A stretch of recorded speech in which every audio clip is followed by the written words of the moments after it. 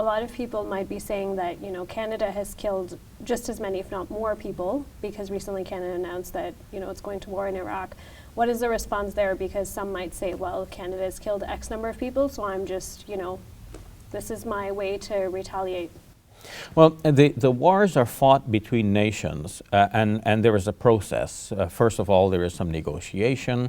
Negotiations fail. The conversations deteriorate to the extent that the nations go at war with each other. But nations should fight their wars in a disciplined manner, in harmony with conventions that are laid out for the rules governing modern warfare. What we're facing now is a situation where some Muslims are, and not only Muslims, but there could be many other pockets of resistance movements in many different parts of the world, using similar types of guerrilla tactics. They're not part of a legitimate government. They could be individuals or groups, and they are fighting against governments. So the governments are there to establish peace, and even if you have a corrupt government, at least you have some government, you have a sort of peaceful structure on the whole.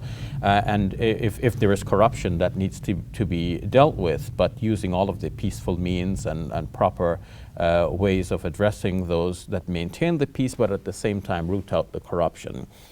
Now, you have these resistance movements, and they're using unconventional tactics that disrupt the peace.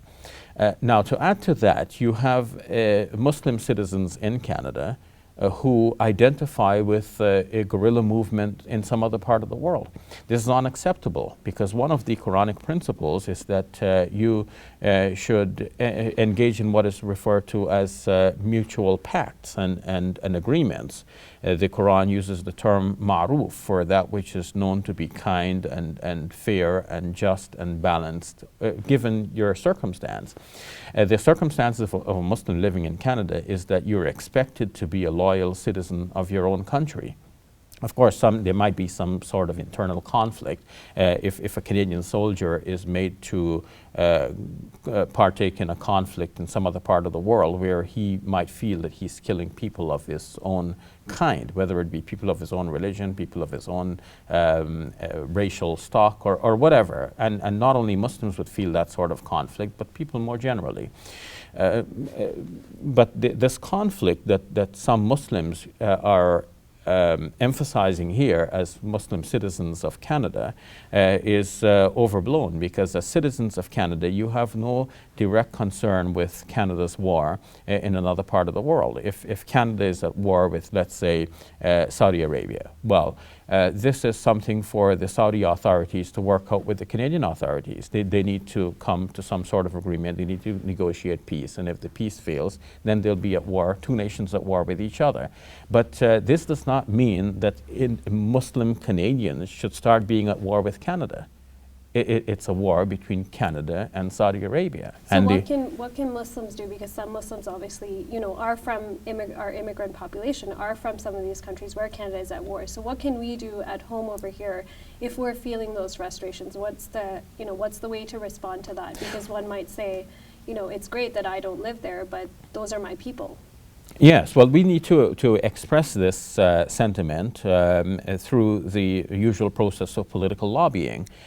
We live in a free democratic country. We have the right to air our views and to air our grievances in public rallies and demonstrations by contacting our members of parliament. We have the media that will report good stories, that will report interesting views. We can write letters to the editor, which are free to write and may be published, and often are published. We are free to develop our own independent presses. So that if the news is not getting out and our feelings are not being heard, we have alternative media through which to voice this. We can support television programs such as this one. We can start up our own television program and get our voices heard. So these are the democratic processes that preserve peace, but at the same time work towards the development of and the improvement of common good. So if this is what Islam and the Quran is saying, where does this concept of radicalization come in that we're hearing so often these days? Well, in the same chapter of the Quran that I mentioned previously, chapter 2, in the 204th verse, it is mentioned that there will be people who will mesmerize you with their words in the life of this world, and they will call God to witness of the goodness that is there in their hearts. But when they turn around, the same thing, yufsiduna fil ard, they cause corruption on the earth. Wa yuhlikal hartha wan nasl, and they destroy crops and progeny, the lives of people. So this is a description that actually fits what these persons who were fascinated with this radical ideology are doing. They're destroying the lives of people, and they say, look, we have goodness in our heart, we believe in God. We have to watch for that. So this is just a misconception of what Islam really is. It is, yes. Okay, thanks a lot, Dr. Shabir. I think we're running out of time, but we'll definitely come back to this topic at a later show. Fascinating discussion.